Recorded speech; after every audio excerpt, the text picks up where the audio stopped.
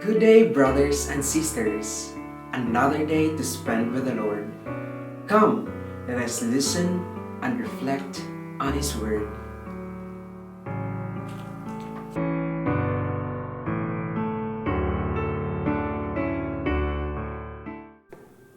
A reading from the Holy Gospel according to Saint Matthew.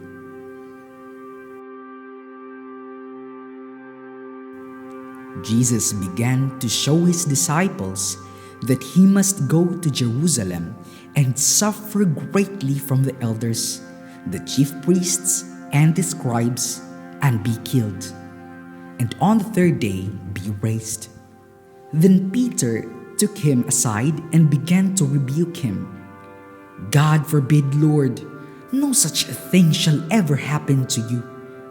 He turned and said to Peter, "Get behind me, Satan. You are an obstacle to me. You are thinking not as God does, but as human beings do."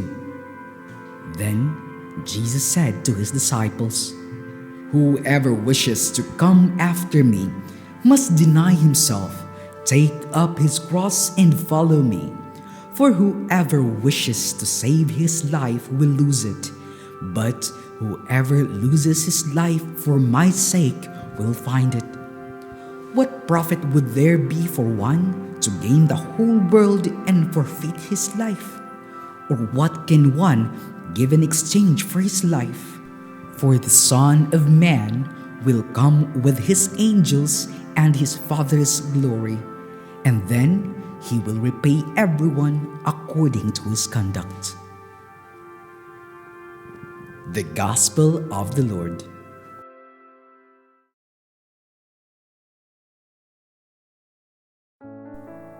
"Get behind me, you Satan."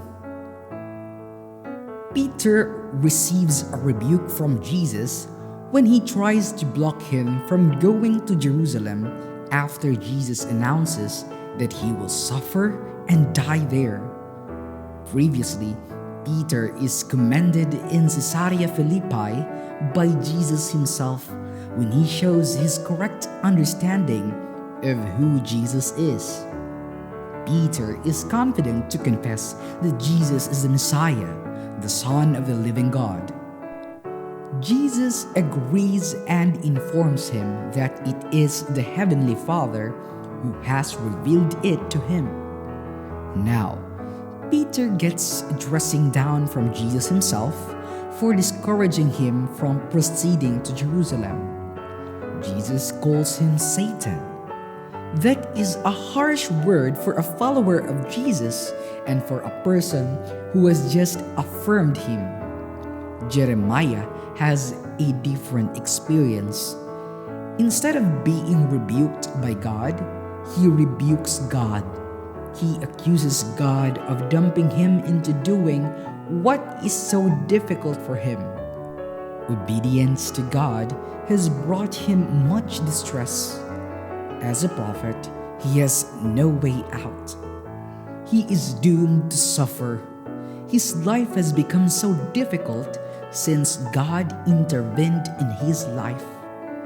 Saint Paul exhorts the Christians in Rome to offer themselves to God as a living sacrifice.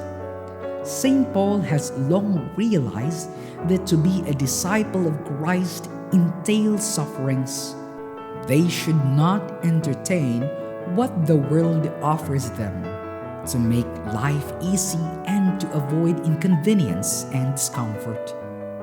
They should prefer to do the will of God, for it is good, pleasing, and perfect.